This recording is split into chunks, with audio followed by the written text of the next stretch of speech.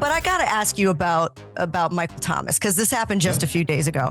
He threw you under the bus on X. Ladies and gentlemen, Derek Carr breaks his silence on Saints wide receiver Michael Thomas, and he tells us what happened behind the scenes this past season. Plus, the Saints have a new offensive coordinator, and we have an update on Jon Gruden. Remember to like and subscribe for more NFL content from me, Wi-Fi Willie. There was a moment when it seemed like it was inevitable that Jon Gruden would be the offensive coordinator for the New Orleans Saints. There were reports that Jon Gruden was talking to the New Orleans Saints, according to Jeff Duncan of NOLA.com. More specifically, in week 17 of the regular season, when the Saints were traveling to Tampa Bay, Florida to face the Buccaneers, Mickey Loomis, the GM of the New Orleans Saints, met with Jon Gruden, and Jon Gruden was at meetings with the coaching staff. It seemed like this was sort of a preliminary interview for him to fully take over. Obviously, Jon Gruden is way overqualified to be an offensive coordinator. He should be a head coach, but his connection to Derek Carr made it seem like he would make an exception. However, Jon Gruden's lawsuit is happening in the background. They just had their hearings on whether or not the lawsuit against the NFL will go to arbitration. And you had Jay Gruden, former Washington head coach, interviewed by NOLA.com, the same people that said that Gruden was being considered for a coaching position by the Saints. Well, you had Jay Gruden say that Jon has a lot going on right now. The lawsuit's in the background, so it's highly unlikely in a long shot that he would be the offensive coordinator of the Saints. It makes sense. He's saying that the NFL and Goodell leaked the emails to ruin his career, and that would really hurt his case if he was actively employed by the NFL, while claiming that he's blackballed by the NFL. However, you do have Brian Flores, who is suing the NFL for racial discrimination and has been actively employed by the NFL while suing them. But I think because Gruden is targeting the commissioner specifically, it seems like it's going to be hard for him to pull that off. And now, based on the news that happened just this week, it seems like the dream is not going to happen. Jon Gruden is not going to reunite with Derek Carr this year. Hopefully, this means that Gruden is having some success against the NFL in his lawsuit, but it does suck overall that Jon Gruden at 60 years old, because the NFL selectively leaked his emails, is going to have to wait to have his return to the NFL happen for real. The Saints have to move forward, so they have now hired Clint Kubiak, who is right now the San Francisco 49ers passing game coordinator. His dad is Gary Kubiak, who was the head coach of the Houston Texans. Gary Kubiak, the father, did cross paths with quarterback Derek Carr's brother David Carr in 2006. David Carr was the QB that year, and Gary Kubiak was the brand new head coach. Later on in 2019 and 2020, Gary Kubiak would be the offensive coordinator of the Minnesota Vikings, and he would bring Clint with him. And eventually, when Gary retired in 2021, Clint replaced him as offensive coordinator, and he did a great job with Kirk Cousins and Justin Jefferson. You actually had David Carr being interviewed by the Minnesota Vikings talking about Gary Kubiak and the offense. Kyle Shanahan, same system. I mean, I was with Gary in Houston, and Kyle Shanahan was a wide receiver coach, and we were all kind of sitting in the same room talking about ball. And it seems like this is a safe, solid answer at the offensive coordinator position for the New Orleans Saints. Unfortunately, because Kubiak is in the Super Bowl with the Niners, they're going to have to wait until after the big game in order to officially hire him.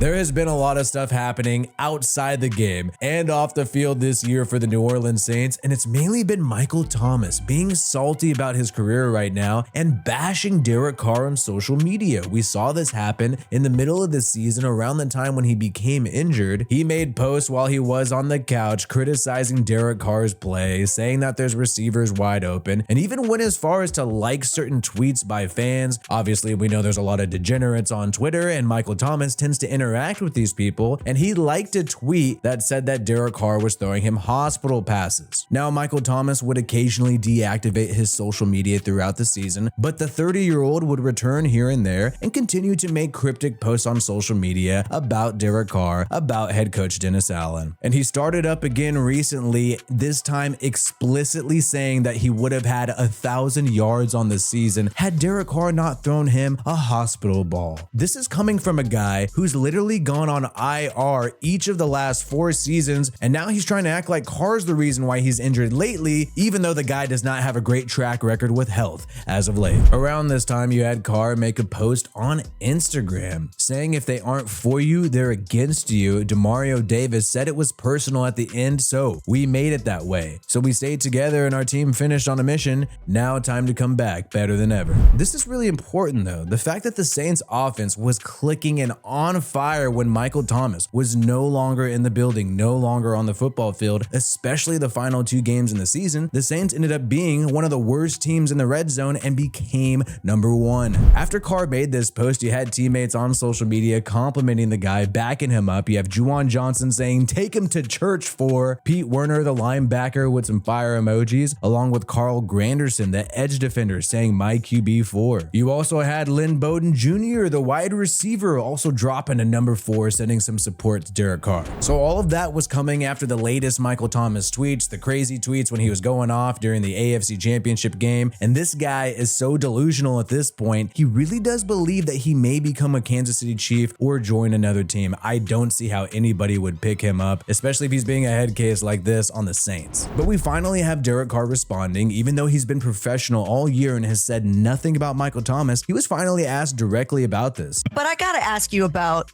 Michael Thomas, because this happened just a few days ago. He threw you under the bus on X. This was on a great podcast, 2 G's in a pod, with Amber Theo Harris and also James Jones. They've landed some great guests already, like Devontae Adams and Derek Carr, and I really encourage you guys to check out this full podcast. There is so much in there. But the most notable is what he said about Michael Thomas. Did he ever call you and tell you, like, hey, bro, you set me up, you screwed me. The rest of the season was shot because of you? No, I will answer that. And there was times during the season where he'd be frustrated or this or that, and I wouldn't, tweet about it. I would just call him, and I'd just be like, look, bro, like, this is what it is, bro. We're grown men. We can talk about anything. And every time that, I went on there and, talked to him, there was times where I went at him and confronted him about something and said something. And he probably, over time, with all the frustration, grew to not liking that. Maturity is an important point. Derek Carr is 32 years old, about to be 33. Michael Thomas is about to be 31, and the guy is not conducting himself like a 30-year-old. I think Carr is right. The way that Michael Thomas has been acting is like a middle schooler. But I've always just tried to tell the truth in love. And sometimes people don't like it, But, I hope Mike finds what he's looking for. I hope he gets everything he wants in life, because I do love Mike, but at that moment I didn't really like it. I was like, you just call me, bro. To say this, to say all these things, like, I felt like it was like we're doing like some middle school thing, man. Just talk to me. Rather than confronting someone directly, you instead are going on social media. You can go up to Derek Carr, say, hey, I don't like this. Hey, I think you're throwing hospital passes. But instead, you're too afraid to have that confrontation in person, looking right at the guy, and you go to social media. And I think what's the saddest thing that Michael Thomas is doing is the fact that he's talking to random fans and random anonymous Twitter accounts, these types of people who just troll random athletes on social media. I think that's kind of sad, like James Jones is saying. And then you're going on Twitter, and these dudes is, come on, man. Like, who are you going back and forth with? With a fan.